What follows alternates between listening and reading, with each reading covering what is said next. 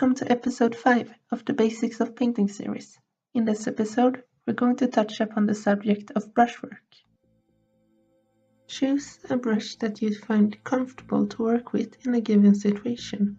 A small brush is easier to control and is suitable for fine work, while a big one holds more paint that takes longer to dry and can cover a greater surface quicker. As stated in the previous episode, if you thin your paints, you extend the drying time and the paint will be easier to work with and can be applied smoothly to the model. You may find that the brush is a little rigid, so wet it to soften the bristles. Load the brush with paint with a twisting motion to get a fine point, which gives you increased control.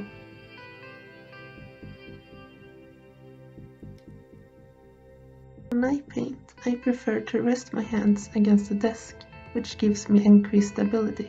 You can also brace your hands together to bring the model closer to the eye. Batch painting is a great way to get a whole unit of similar models done quickly. You repeat one painting step on each model before moving on to the next one. This is also a good opportunity to practice a certain technique. To avoid handling the miniatures directly, you can mount it to a paint handle. It can be as simple as a paint pot or handles designed for this purpose.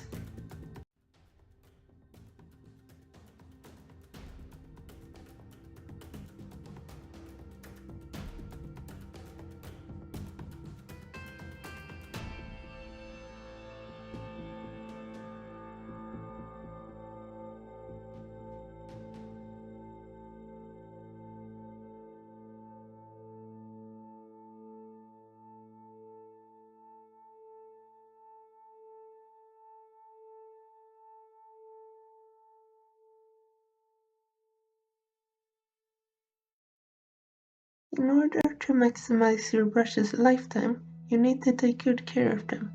Here are 7 brush care tips. Number 1. Regular washing. This will prevent accumulation of paint in amongst the bristles. 2. Don't let paint travel up to the ferrule, as this will stiffen the bristles. The ferrule is the metal part that connects the bristles and the brush handle. Point number 3. Repoint the bristles at regular intervals and after each painting session. When you're finished, wash all your used brushes under running water. Point number 5. Always use cool water, as warm water can undo the glue between the ferrule and the bristles.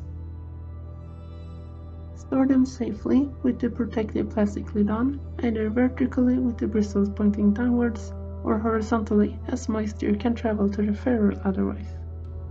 And finally, after each painting product, you should consider using a Brushcare product to restore the quality of the brush.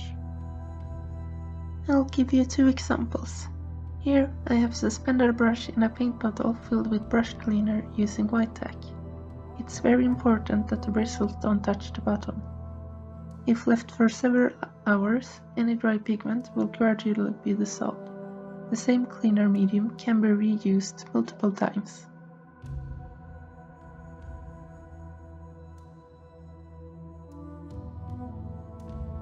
And here I work a brush conditioner in amongst the bristles before a quick rinse. You can then shape the bristles to a point with some additional conditioner.